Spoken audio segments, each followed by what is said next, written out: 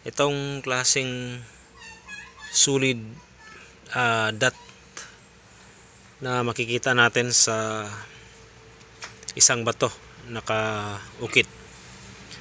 At para malaman natin positibo itong klaseng dot na to, mayroon tayong dalang gamit na kompas. At susubukan kung alignment ba siya sa north, east, west, and south. At paano i-compare ito doon sa tunay na area, dahil ang bato na to, kahit may malaking slash pa ito o mga dot lang at pinong mga line kagaya nito, pwede natin to direkta ihambing doon sa tunay na area. Ibig sabihin ang bato na to ay ginawang mapa sa pamamagitan ng dot na to. So ang dot na to na ma-encounter natin doon sa tunay na area ay posibilidad na prospect deposito.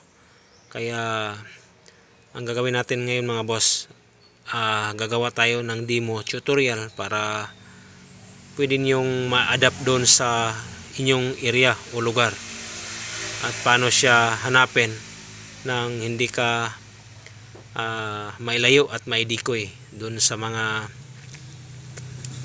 tunay na direksyon nito o tunay na pinaglalagyan ang ganit tatlong klaseng prospect na dot, tatlo na prospect deposito sa tunay na lugar. So una mga boss, dahil ang top ng bato na to ay patag, flat, at bawat dot nito ay nilagay dito sa kanto. So isa siyang posibilidad na landmark ang patag area. So kailangan tignan mo ang paligid, ang buong bato na ito, para pwede mo siyang ibase doon sa tunay na lugar. So halimbawa, ang bato na to mismo pinatungan niya ang tunay na lugar. Ibig sabihin patag ang lugar na ito sa pinatungan ng bato. Kaya para mas mabilis, kunan natin ng guhita natin ng korte yung bato dito mga boss. Gagayahin lang natin para mas mabilis maintindihan.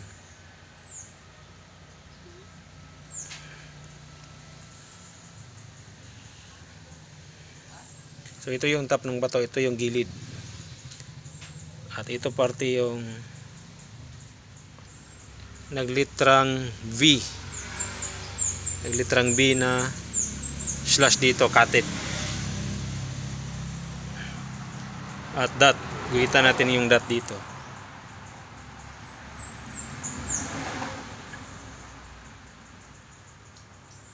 Ayan.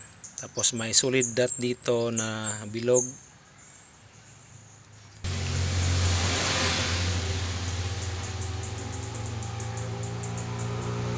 Yung dot niya dito, dot line, nagka-triangle siya mga boss, gaya nito. Kaya kailangan kopyahin yan. At ito, kunan natin ang degree sa compass. At yung line na to, ito yung nagbibigay ng alignment sa lahat para matukoy kung saan to mahanap. At para ma-base mo dun sa tunay na lugar, hahanap ka ng main marker niya. Halimbawa itong dot na to, ito na yung mismong bato. Kaya pwede mo siyang i-target o itansya. Mabase mo naman at makita mo kung saan ka pwede magsimula sa marker, dahil binabase mo itong korte ng bato doon sa tunay na lugar. So malalaman mo naman yan kung saan ka gusto magbase sa pamagitan ng mapa. So halimbawa dito ka babase dito sa gilid ng dot na to. So ang gilid ng dot na to, ibig sabihin ito yung, kasi rolling dito, ito yung rolling na parte, na ito yung nasa dito sa bandang kaliwa ay may cutted na formang litrang B, V cutted. So ibig sabihin ito yung landmark na V type. Dito ka magsisimula, itong halimbawa na to. So pwede mong i-target position galing dito, target mo itong isang dot na pag kukunan natin ang degree sa compass, yung dot to line, yan, dot sa kabila, at dito kukunan mo Ayan. Alignment siya sa south to north. Kahit i-frame mo yung compass mga boss, south to north alignment. So sa pamamagitan nitong alignment south north, ibig sabihin ang bato na ito ay hindi nagalaw. Hindi siya nailipat ng posisyon. So sulat lang natin dito south to north at 360 degree or 64 degree. Iisa lang yan mga boss. Kung nakita niyo tong na itim, ito yung itim at pula, ito yung mga degree na binabanggit ko. Isang palatandaan sa kumpas. Lilinawin ko mga boss, isa lang palatandaan sa kumpas yung mga binabanggit kong numero para magamit mo doon sa tunay na pagbabasihan mo, sa tunay na lugar. At dito sa kabila, kunan natin ng degree din sa compass. Ayan. Dot to dot siya mga boss. Ayan, alignment din siya sa east and west. Ibig sabihin, align siya sa east and west. Pwede din natin ilagay dito ang 90 degree, automatic na east and west. At dito, may dot dito. So, naka-triangle siya. Itong line na to, ito yung guide sa gitna papunta dito.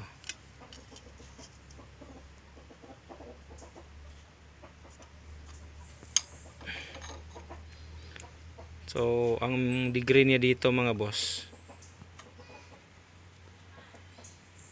pointer alignment siya sa dito lang tayo kukuha ng base. Dito sa bandang north, ganyan. Base natin 6 degree. So 6 degree siya dito, itong line mga boss. 6 degree.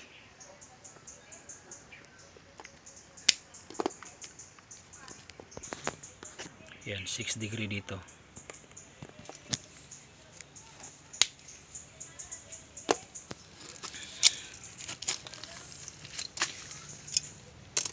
Pag nakunan mo na siya ng degree sa compass, doon mo na to ihambing sa aktual na lugar. Bakit may dala kang ganitong klaseng panulat? Para ito lang yung ginuhit mo, ang dadalhin mo kung saan ka papunta. Hindi pwedeng itong bato ang dadalhin mo dahil napakalaki. Siguradong mabibigatan ka mga boss. Kaya importante may ganito ka. Kaya kukuha ko ng sample na larawan gamit yung Google Map para makita ko ipakita ko sa inyo kung anong ibig sabihin at saan siya mahanap sa pinapaliwanag ko. At dito mo malalaman ang prospect din sa kanila. So halimbawa, ito yung lupa na kapareho doon sa bato na stone map. So yung stone map na yon dito natin nakita sa gitna. At yung mga prospect na nag-triangle ay dito na parte ito makikita. Dahil ang tinutukoy ko, yung stone map na yon na flat area, flat ang top ng bato at may mga dot na kakaiba. Yun ang ibabase natin doon sa tunay na area o lugar. Kagaya nitong larawan na pinapakita ko sa inyo sample. Ang dot na makikita ninyo para mas mabilis na maintindihan ninyo, dito na parte siya makikita. Ito. Kaya kung didikitan mo ng compass o i-transit mo siya doon sa tunay na aktual o lugar, ay mas mabilis itong makikita. Kaya sa sinabi ko, sample ang 1 hektarya na lupa at walang mga kahoy at damo. So madali lang mo siya matarget o matransit. Pag makuha mo na yung pattern at kagaya nito, dito yung V-cut na type at dito yung 1 dot na parte, mabilis at madali mo siyang mahanap dahil sa V-cut sign na nakaukit dun sa bato at na-compare mo dun sa actual area na mayroon din Kaya ayun, doon ka uunang magkuha ng basihan para matarget mo rin yung iba gamit yung compass na naka-align doon sa marker na south to north alignment. Ibig sabihin target mo yung parte, travel doon sa south. At pag makita mo rin ang isa, target mo rin sa kabila yung alignment sa 6 degree, target mo yung south na parte. At doon mo isintro yung 6 degree pointer doon sa isang dot. At matansya mo yun ang target na yun sa malayo. At pag ma-align yun ang isang marker doon sa north, east to west, kuha mo na yung pattern na ginawa nila. Yan lang siya kabilis mga boss. Pero yan ang unang sistema na pamamaraan ko paano siya basahin ang marker na ginawang stone map doon sa bato at i-compare doon sa actual area. Ganun yung unang pamamaraan ko. At pagkatapos masintro mo na yung tatlo na yon, iba na din yung basa doon sa dikitan na basa sa pinakamalapit na to na parte. Dahil yan po ang babasihan mo na din sa ibang klaseng basa na pareho lang din yung pag-decode niya para masintro mo na din yung tunay na prospect deposito. Ayan lang siya mga boss. Ito yung dot mga boss. Sa stone map, mababase natin dito dapat may dot dito na parte. Pero ang arrow na ginawa dito, walang dot dito. So, posibilidad sa tatlong marker na to na dot, dito lang yung missing na dot at arrow ang pinakita. Ibig sabihin, posibilidad dito banda ang isang giveaway. Dito banda yung giveaway. Ayan siya mga boss, isang sample dahil di papakita ang giveaway doon sa tunay na stone map. At dito nga may arrow dito, pero ang dot dito na maliit dot, pero ang loob niya ay malawak. Ibig sabihin faxol ang meaning nito mga boss.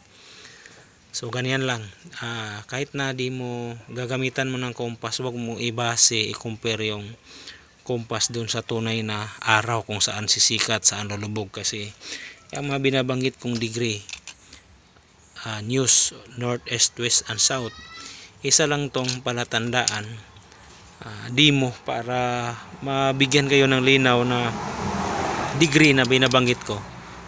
At doon mo ibase doon sa tunay na lugar na pagbabasihan mo. So ganyan lang siya mga boss. So abangan niyo po ang part 2, paano hanapin ang isang ganitong klaseng deposito doon sa tunay na lugar. Maraming salamat po. Please subscribe and hit the notification bell para ma-update po kayo sa lahat ng mga videos na i-upload pa natin. Maraming salamat po at mag-ingat po tayo lahat.